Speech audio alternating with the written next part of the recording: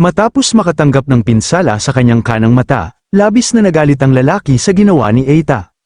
Agad siyang sumugod habang hawak ang kanyang espada at ginamit ang kanyang kakayahang agility enhancement upang tapusin ang kanyang kalaban. Ngunit bago pa man siya makalapit, dumating ang kasamahan ni Eita at malakas siyang sinuntok sa mukha. Sa lakas ng tama, bumagsak ang lalaki sa sahig at napasukan ng dugo. Agad namang lumapit ang tauhan ni Eita at nagtanong kung ayos lamang siya. Tumango naman si Eita at nagpasalamat kay Rubek sa pagliligtas sa kanya. Bigla namang nagsalita si Tanes, nagtanong siya tungkol sa tunay na pananampalataya at may kuryusidad na inusisa ang pangalan nito. Hindi sumagot si Eita, sa halip, gamit ang kanyang espada, pinagputol-putol niya ang mga bagay na nakakabit sa katawan ni Tanes. Sa unang pagkakataon matapos ang mahabang taon ng pagkakakulong, tuluyan na siyang napalaya. Ngunit dahil sa labis na panghihina, hindi na makatayo si Tanes at bigla na lamang siyang bumagsak. Mabilis namang lumapit si Eita at sinalo siya sa kanyang yakap. Napansin niyang sobrang hina na nito at nakakatakot ang kanyang kalagayan. Kitang-kita rin sa mukha ni Tanes ang matinding paghihirap na tiniis niya sa mahabang panahon. Ilang sandali pa, nagmamadaling nagtungo ang mga gwardiya sa kanilang kinaroroonan matapos nilang marinig ang ingay, napagtanto nilang may nakapasok sa lugar. Agad namang binalaan ni Rubek ang kanyang Panginoon na may paparating. Sumang-ayon si Eita kaya mabilis silang lumipat ng lokasyon. Ginamit niya ang kanyang kakayahang long-distance jump, isang abilidad na nagpapahintulot sa kanyang mag-teleport gamit ang isang malakas na pagtalon. Bago pa makarating ang mga gwardiya, tuluyan ang naglaho ang grupo ni Eita sa lugar. Sa tulong ng kakayahang yon, nakarating sila sa isang masukal na kagubatan. Umupo si Tanes sa isang natumbang puno at malungkot na ikinwento ang kanilang sinapit. Sinabi niyang nahuli silang lahat at ang mana ng mga may kapangyarihan ay patuloy na inuubos upang gawing pinagkukunan ng enerhiya. Nagulat sina Eita at Rubek habang nakikinig sa kanyang salaysay. Ayon kay Tanes, ang mga walang mana ay ginawang alipin at ilan pa ay nakaranas ng kakilakilabot na kahihiyan. Naalala rin niya ang isang lugar na itinuring niyang tunay na impyerno dahil marami sa kanyang mga kasamahan ang namatay roon. Napahawak siya sa kanyang mukha habang puno ng emosyon na nagtatanong kung bakit siya lamang ang nakaligtas. Sa ilalim ng maliwanag na buwan, lumapit si Eita at sinabi na mayroon pa siyang misyon. Napatingin si Tanes sa kanya habang sinasabing inutusan siya ng langit na mabuhay. Sinubukan siyang kumbinsihin ni Eita na baguhin nilang dalawa ang hindi makatarungang mundong ito gamit ang kanilang karunungan at kapangyarihan upang iligtas ang mundo.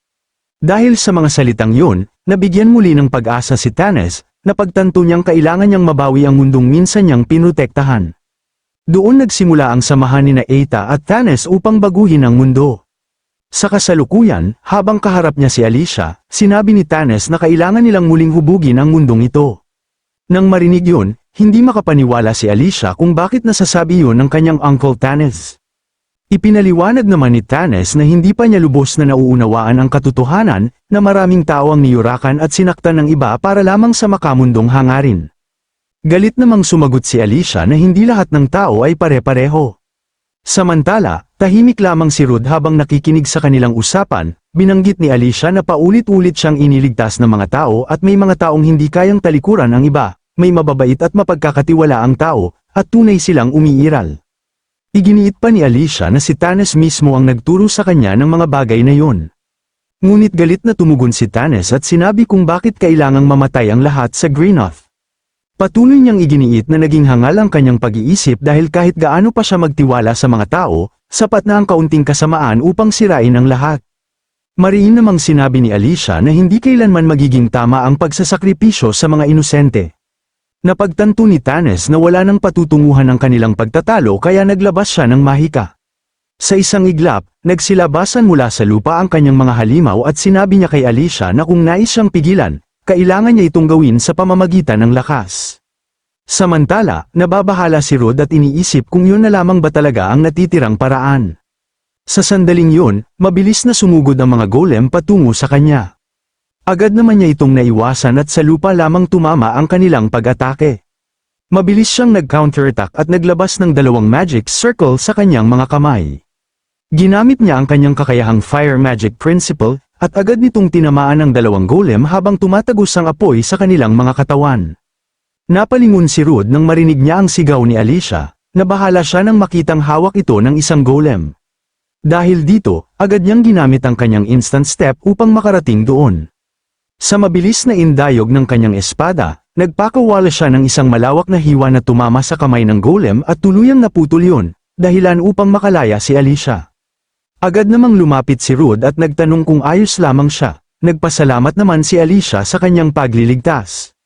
Humingi rin siya ng paumanhin dahil halos hindi na siya makagalaw matapos ang lahat ng laban na kanilang pinagdaanan.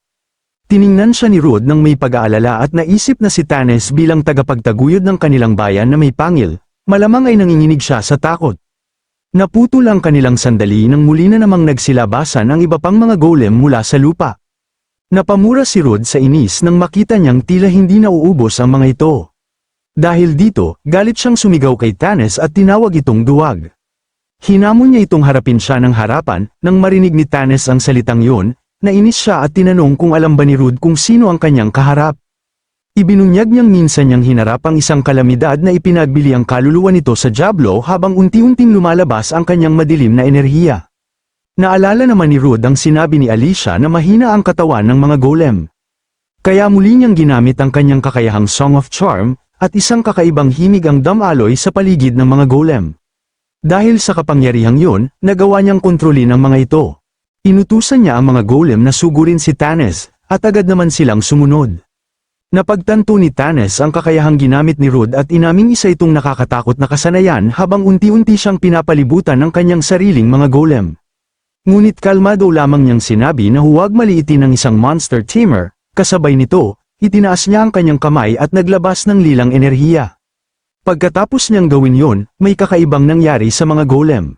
Nabahala si Rude habang naguguluhan sa kanyang nasasaksihan, at maging si Alicia ay nagtaka rin kung ano ang nangyayari. Ilang sandali lamang, bumagsak ang mga golem sa lupa habang ipinaliwanag ni Tanis ang tunay na kapangyarihan ng isang monster tamer, hindi lamang pagkontrol sa mga halimaw, kundi pati na rin sa kanilang buhay. Kaya niyang sakupin ang kapangyarihan ng mga halimaw upang makalikha ng mas malakas na nilalang. Unti-unting sinipsip ni Tanis ang kapangyarihan ng kanyang mga golem hanggang sa mabuo ang isang gintong bolang enerhiya. Pagkatapos nito, sumabog ang isang matinding gintong liwanag na bumalat sa kanilang paligid. Habang unti-unting nawawala ang liwanag, nagulat si Rude sa kanyang nakita, isang bagong halimaw ang lumitaw sa kanyang harapan. Nang makita yun ni Alicia, nabahala siya dahil ngayon lamang siya nakakita ng ganoong uri ng nilalang, nakaramdam siya ng isang malakas, nakakatakot, at malademonyong presensya. Matapos ang proseso, malakas na umungulang halimaw habang sinasabi ni Tanis na hindi siya madaling matatalo. Ngunit sa mismong sandaling yun, napahawak siya sa kanyang isang mata habang dumadaloy ang dugo mula sa kabila nitong mata. Binanggit niya ang tungkol sa pagkabulok ng mundo at tinanong si Alicia kung nais pa ba talaga nitong protektahan ang mundong yun. Matapos pagsamahin ang kapangyarihan ng golem ni Tanis, agad itong umatake patungo kay Rude. Bakas naman sa mukha ng ating bida ang matinding pagkabahala dahil ramdam niya ang napakalakas na presensya ng halimaw. Kaya agad niyang ginamit ang kanyang kakayahang rabbit jump at tumalon sa ere upang makaiwas sa mabagsik na pag-atake nito. Pagkatapos, ginamit niya ang kisame ng labirinto bilang tangtungan para sa kanyang counter-attack, dahil sa napakalaki at matabang katawan ng golem, marami itong butas sa depensa. Agad itong sinugod ni Rude gamit ang kanyang espada at buong lakas na hinampas ang malaking golem, ngunit naharang lamang yon ng isang kamay nito. Nanginginig ang mga kamay ni Rude sapagkat ramdam niya ang sobrang tigas ng katawan ng halimaw. Itinulak siya ng golem palayo at muling naghanda ng pag-atake gamit ang kamao nito. Nagulat si Rude nang makita niyang nasa harapan na niya agad ang kamao ng halimaw, hindi niya lubos maisip kung gaano katigas ang balat nito. Dahil wala na siyang pagkakataong makaiwas, malakas na tumama ang suntok sa kanya at pinalipad siya sa malayo, dahilan upang umangat ang makapal na alikabok sa paligid. Nabahala naman si Alicia nang makita niya ang nangyari kay Rude. Samantala, mayabang na pinagsabihan ni Tanis si Rude kung yun na lang ba ang kaya nito. Sa lakas ng pag-atake, makikita ang pagkawasak sa pader ng labirinto, ngunit natawa lamang si Rude sa sinabi ni Tanis, na parabang napakataas ng tingin nito sa sarili. Habang muling umatake ang malaking golem, hinamon ito ni Rude at sinabing huwag siyang maliitin. Kasabay nito, ginamit niya ang kanyang kakayahang ground softening habang lumilitaw ang isang asul na magic circle sa lupa. Dahil sa kakayahang yun, lamambat ang lupa, nagulat ang malaking golem nang dahan-dahan itong nilamon ang mga paa nito, at ganoon din ang nangyari kay Tanis. Mas lalo itong nagulat nang biglang lumapit si Rude sa golem at hinawakan ang katawan nito habang kalmadong sinasabing tanggapin nito ang pag-atake niya. Sa sandaling yun, ginamit niya ang kanyang kakayahang Thunderclap Strike, at isang napakalakas na pag-atake ang nagpira-piraso sa katawan ng golem. Nang makita ni Thanes ang nangyari, lubos siyang nagulat sa ipinakitang lakas ni Rude. Dahil sa pagkawasak ng malaking golem, lumabas ang maliit nitong tunay na katawan. Hindi nag-aksaya ng oras si Rude at agad niya itong tinapos gamit ang isang malawak na hiwa ng kanyang espada, dahilan upang mahati ito sa dalawa. Matapos gawin yun, tumingin siya kay Alicia at nagbigay ng signal na pumunta ito sa likuran. Agad namang naunawaan ni Alicia ang ibig niyang sabihin. Sa pagkakataong yun, sinugod ni Rude si Thanes at sinabi rito na tapos na niya ang maliit nitong laruan kaya siya na lamang ang natitira. Nanatiling kalmado si Thanes habang inaabangan ang kanyang pag-atake. Pagkatapos, bigla na lamang umikot ang paligid, dahil pala yun sa ginawa ni Thanes kay Rude, nagawa niyang paikutin ang katawan nito habang sinasabing hindi porket gumagamit na ito ng mahika ay maaari na agad itong manalo laban sa kanya. Pagkatapos paikutin ang katawan ni Rude, inatake niya ito mula sa likuran dahilan upang mapasigaw ito sa matinding sakit. Malakas na bumagsak si Rude sa sahig, at sinabi ni Thanes na huwag siya nitong maliitin dahil tapos na ang laban kapag nalalapitan siya, sapagkat mahihina ang mga mage sa close combat. Napatawa naman si Rude habang nakaluhod sa lupa, alam niyang hindi magiging madali ang lahat, at sinabi pa niyang tunay ngang karapat-dapat na maging guro ni Alicia si Thanes dahil sa husay ng pag-atake nito. Nagtaka naman si Thanes nang sabihin ni Rude na siya na ang bahala sa lahat. Pagkasabi nito, lumitaw si Alicia sa likuran ng kanyang Uncle Thanes habang nakatutok ang kanyang magic circle at handang umatake. Napalingon si Thanes habang nagtataka kung paano siya nalusutan, noon niya napagtantong ginamit pala ni Rude ang ground softening para dito. Naputol ang kanyang iniisip nang sabihin ni Alicia na siya mismo ang nagturo sa kanya na huwag ibaba ang depensa. Matapos sabihin yon, pinakawala ni Alicia ang kanyang kakayahang Thunder Roar, kumalat ang malakas na kuryente sa hangin habang humihingi siya ng paumanhin sa kanyang uncle. Napasigaw si Thanes sa matinding sakit ng damaloy sa kanyang buong katawan ang napakalakas na boltahe. Dahil sa pag-ataking yun, nanghina siya at sinabi kay Alicia na tunay ngang lumakas na ito ngayon. Matapos niyang sabihin yun, dahan-dahan siyang bumagsak sa lupa at nawalan ng malay. Makalipas ang ilang sandali, dahan-dahan niyang minulat ang kanyang mga mata. Agad niyang nasilayan sina Rude at Alicia na masayang nakatingin sa kanya dahil nagising na siya. Biglang lumiwanag ang paligid para kay Thanes nang makita niya si Alicia na nakangiti sa kanyang harapan. Natawa si Thanes sa nangyari at habang inalalayan siyang tumayo ay sinabi niyang napaka-inosente pa rin ito dahil sa halip na tapusin o pigilan siya, hinintay lamang nito ang tamang pagkakataon. Ipinaliwanag naman ni Alicia na kung talagang gusto niya silang patayin, maaari naman niya yung gawin anumang oras nang hindi nagpapakita ng anumang pag-aalinlangan, na para bang nais lamang nitong talunin siya. Napatahimik si Uncle Thanes nang sabihin ni Alicia na gusto lamang nila siyang pigilan sa pagtatangkang sirain ang mundong ito. Matapos ang ilang sandaling pag-uusap, biglang natahimik silang lahat bago nagsimulang ikwento ni Thanes na ang mundong matagal niyang pinuprotektahan ay naging malupit sa kanya. Sa lahat ng panahong yun ng pagkakakulong, naging madilim at magulo ang kanyang emosyon. Ibinanggit pa niya na ang tanging natira sa kanyang puso para sa mundo ay matinding puot, katulad ni Lord Aita. Nang makabalik sila sa Greenoth, nanlaki ang kanyang mga mata nang makita niyang muli si Alpin at doon niya napagtantong gaano kamali ang mga ginawa niya. Idinagdag pa niya na ang kanyang ginagawa ay wala nang pinagkaiba sa mga taong labis niyang kinamumuhian, kaya gusto niya ng isang taong pipigil sa kanya, at sinabi niyang tama si Alicia. Sinabi naman ni Rude na lahat ay nagkakamali, ngunit ang mahalaga ay mapagtanto at may tama ang mga iyon. Iniabot niya ang kanyang kamay kay Thanes at ipinahayag na nais nilang pigilan si Aita, habang tinatanong kung handa ba itong tumulong sa kanila. Saglit na natahimik si Thanes bago niya sinabing noong bata pa siya, lumalaban siya sa hindi mabilang na mga sakuna upang protektahan ang mundo. Habang malungkot na nakikinig si Alicia, ipinagpatuloy ni Uncle Thanes ang kanyang sinasabi, sino raw ang mag-aakalang balang araw ay magiging isa rin siyang sakuna. Masayang ngumiti si Rude habang binabanggit ang kanilang mga pangalan at nagpasalamat si Thanes sa pagpigil nila sa kanya. Habang tinatanggap ni Thanes ang kamay ni Rude, sinabi niyang sasabihin niya ang lahat ng nalalaman niya tungkol kay Aita. Ikinwento ni Thanes kung paano siya naging kasapi sa grupo ni Aita. Habang tahimik siyang nagdarasal, biglang lumapit si Aita at tinanong kung nag-aalinlangan pa ba siya. Matatag namang sinabi ni Tanes na wala na siyang dapat pag-alinlanganan dahil ang apoy ng kanyang puot ay hindi kailanman mawawala. Pagkatapos ay humarap siya kay Lord Eta at sinabi na dahil iniligtas nito ang kanyang buhay, gagamitin niya ang kanyang kapangyarihan upang muling likhain ang mundo. Nang marinig yun ni Eta, sumili ang ngiti sa kanyang mukha dahil nadagdagan na naman ang kanyang grupo ng isang taong kapareho ng kanyang paniniwala. Napalingon si Tanes nang biglang magsalita ang isa nilang kasamahan, sinabi nitong tunay na maaasahan at malakas si Tanes kaya umaasa sila rito.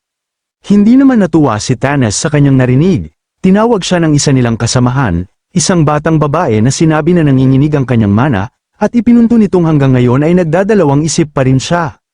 Dahil dito, matalim na tiningnan ni Tanes ang batang babae. Napapikit na lamang ito at umiwas ng tingin dahil sa nakakatakot niyang titig. Sinabi pa nito na huwag siyang tingnan ng masama dahil tama lamang ang kanyang sinabi. Lumapit naman si Eta at hinawakan ang balikat ni Tanes, ipinaliwanag niyang ayos lamang ang magatubili dahil ang mahalaga ay ang paniniwalang mananatili matapos niyang malampasan ang pag-aalinlangan na iyon. Habang nakikinig ang grupo, idinagdag ni Eta na ang mga bituin ng sirang mundo ay mga kakamping nagtipon-tipon sa ilalim ng iisang paniniwala. Isa pa nilang kasamahan ang nagsalita at tinanong si Tanes kung may nais ba siyang malaman. Itinuro nito ang batang babaeng katabi niya at sinabi na si Lumiere ay kayang basahin ang emosyon ng tao sa pamamagitan ng pagbabago ng kanilang mana. Lumapit ang lalaki kay Tanes at galit na sinabi na narinig niyang tumanggi ito sa isang asimilasyon. Matalim naman siyang tiningnan ng lalaki habang sinasabing kung natatakot siya ay bumaba na siya sa barko dahil hindi nila kailangan ng isang deadweight sa mga bituin ng sirang mundo. Pagkatapos ay lumapit ang lalaki kay Tanes at tinutukan siya ng patalim sa leeg habang kalmado lamang siyang pinagmamasdan nito. Nakangiti namang sinabi ni Tanes na iisa lamang ang kanilang paniniwala habang mabilis niyang inagaw ang patalim sa kamay ng lalaki. Galit na napasigaw sa gulat ang lalaki at tinanong kung ano ang ginagawa niya. Matapos nitong magsalita, tumalsik na lamang ang dugo sa hangin, bagay na ikinagulat ng kanilang mga kasamahan, lalo na ang lalaking may dilaw na buhok. Nanlaki ang mga mata nito nang makita ang kamay ni Tanes na duguan habang sinasabi niyang ang brasong yun ay hindi mabilang na beses nang ginamit upang protektahan ang mundo laban sa sakuna. Nang makita yun ng ilan nilang kasamahan at ni Eta, natuwa sila sa kanilang nasasaksihan. Tinawag ni Tanes si Eta at iniabot ang kanyang putol na kamay. Sinabi niyang namatay na ang dati niyang sarili kasama ng brasong yun, pagkatapos ay tinanong niya si Eta kung tatanggapin ba nito ang kanyang kapangyarihan. Tiningnan siya ni Eta at sinabi nitong tatanggapin niya ang kanyang determinasyon, ito raw ay magiging laman at dugo niya at patuloy na mabubuhay. Makalipas ang ilang araw, nakarating sila sa isang masukal na kagubatan. Habang naglalakad sila, humanga at nagpasalamat si Eta kay Tanes dahil naging maayos ang kanilang pagpasok sa Greenoth. Ipinaliwanag ni Tanes na ang harang sa kagubatan ay ipinapasa sa loob ng maraming henerasyon sa mga taong nakatakdang maging pinuno ng Greenoth, at dahil kabilang siya roon ay madali lamang silang nakapasok. Habang patuloy silang naglalakad, tinanong ni Tanes si Eta kung bakit kailangan pa nitong bumuo ng isang organisasyon gayong napakalakas na nito. Ipinaliwanag naman ni Eta na dati rin siyang tao, ngunit dahil sa isang eksperimento ay unti-unti siyang naging isang demonyo. Nagulat si Tanes at naging mausisa tungkol sa pagbabagong anyo nito bilang halimaw, inamin naman ni Eta na tama ang kanyang narinig. Mabuti na lamang at paulit-ulit niyang napigilan ang ganap na pagunlad ng pagbabago kaya nagkaroon siya ng ganoong kapangyarihan, ipinaliwanag pa niya na sa kaibuturan ng labirinto, kapag inilubog niya ang sarili sa mataas na konsentrasyon ng mana ay tuluyan siyang magiging halimaw. Dahil dito, unti-unti na niyang nawawala ang kanyang pagkatao kaya kinailangan niyang bumuo ng isang organisasyon, ang mga bituin ng sirang mundo ay nagsisilbing sisidlan upang mapanatili siyang matino habang tinutulungan siyang makamit ang kanyang layunin. Dahil sa kuryosidad, tinanong ni Tanes kung tao pa ba siya o isa na talagang halimaw. Tahimik na sinabi ni Eta na wala na siya sa dalawa, ang nais lamang niya ay maging tagapagligtas na muling magtatayo sa bulok na mundong yun. Sa sandaling yun ay narating nila ang World Tree. Sa kasalukuyan, naging mausisa naman si Rud tungkol sa mga bituin ng sirang mundo. Ipinaliwanag ni Tanes na ginagamit ni Eta ang organisasyong yun upang palayain ang labirinto sa buong mundo. Idinagdag pa ni Tanes na ang mga miyembro ng mga bituin ng sirang mundo ay pinagsanib sa mga halimaw ni Eta kaya nagkaroon sila ng lakas na lampas sa limitasyon ng tao. Doon na pagtanto ni Rud na si Alan ay naging halimaw dahil kay Eta, hindi naman makapaniwala si Alicia na ginagawa nitong halimaw ang mga tao. Natuwa si Rod nang malaman nila ang sekreto ni Eita habang sinabi naman ni Alicia na kung ang kapangyarihang iyon ay nagmumula sa pagsasanib sa halimaw, marahil ay maaari nila itong harapin. Matapos nilang matuklasan ang lahat tungkol kay Eita, biglang kinabahan si Alicia at tinanong ang kanyang Uncle Tanes kung magiging halimaw rin ba siya. Napabuntong hininga si Alicia nang sabihin ni Tanes na huwag siyang mag-alala dahil tumanggi siyang makipagsanib sa isang halimaw. Malungkot pa niyang sinabi na kahit nawala siya sa kanyang dating sarili bilang isang elf, pero sa pagiging adventurer, hindi niya kailanman isusuko ang kanyang pride. Excited namang tinanong ni Rod si Tanes kung ipapahiram ba nito ang kanyang kapangyarihan upang talunin si Eita. Sumang-ayon naman si Alicia at sinabing kung kasama nila siya ay walang makakapigil sa kanila. Napakuyom ng kamao si Tanes habang tahimik na nag-iisip. Pagkatapos ay sinabi niya ang masakit na katotohanan na hinayaan niyang gamitin ni Eita ang kanyang kahinaan at ilagay sa panganib ang Greenoth at ang buong mundo. Malamig namang sinabi ni Rod kung nais ba niyang akuin ang responsibilidad sa pamamagitan ng pagpapakamatay.